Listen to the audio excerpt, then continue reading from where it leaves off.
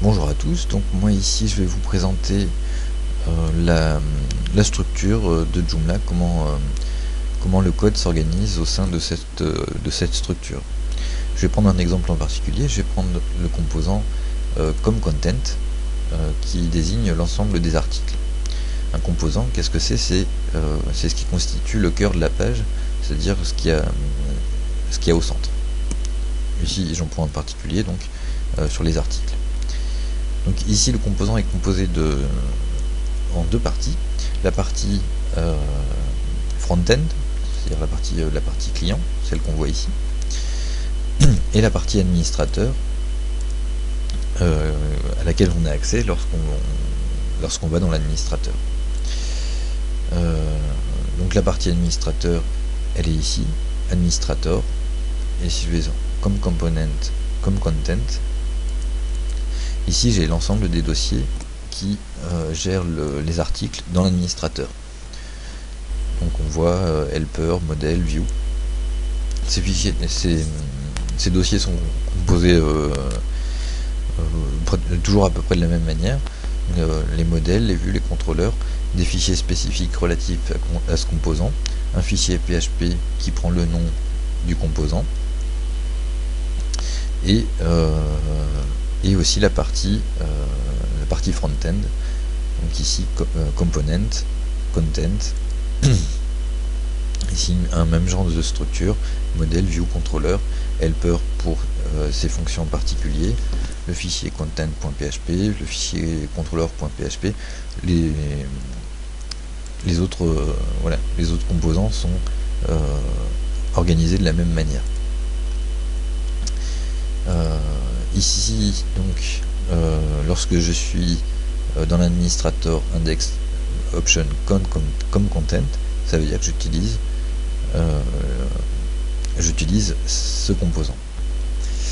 Ici je vais montrer, parce que c'est pas toujours clair lorsqu'on est sur le site, comment est-ce qu'on utilise ça. Parce qu'ici on voit pas les composants qu'on utilise, mais on peut mettre à jour ceci en disant je ne veux pas que la réécriture du URL se fasse, et lorsque j'enregistre et que je rafraîchis, alors accueil, voilà, ici je vois toute une série d'options, options comme content, view égale features, et des ID, toutes sortes de variables que l'on peut voir lorsque l'on clique sur des éléments de menu ou des liens. Voilà. Ici, moi je vais montrer un peu justement, rentrer un peu dans le code, c'est-à-dire que je vais montrer juste un petit aperçu de ce qu'on peut faire. Donc view, et ici dans les vues c'est-à-dire l'affichage des différents articles qui correspond aux différents éléments de menu que l'on peut voir ici, donc les différentes présentations, liste des catégories, bloc d'une catégorie, etc. Ici je peux écrire dedans mon code PHP. Donc voilà, je prends la vue article qui désigne un seul article, et sur l'affichage je vais dire que, par exemple, dans default, je vais écrire, par exemple, j'écris mon code HTML et je vais écrire bonjour article. J'enregistre, et à partir de là, à partir du moment où je clique sur un article, n'importe lequel d'ailleurs maintenant, je vais voir bonjour article. Donc c'est cette technique qu'on va utiliser dans le tuto suivant pour décorer un peu cet article. On peut le faire aussi donc pour les catégories. Ici, si je vais je finis avec ça, hop, default, donc le fichier par défaut.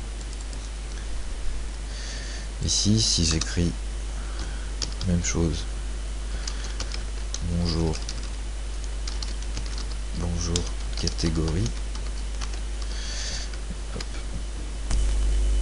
Lorsque je retourne sur l'affichage des articles, l'affichage des... ça va marcher, c'est pas le bon. View catégorie. Voilà, ici c'est dans la vue blog. Ici si j'écris p bonjour blog,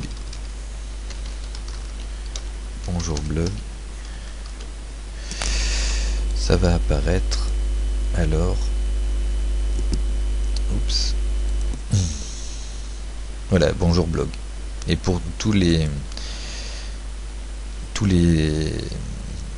affichages de ce type, on verra le bonjour blog, etc., etc.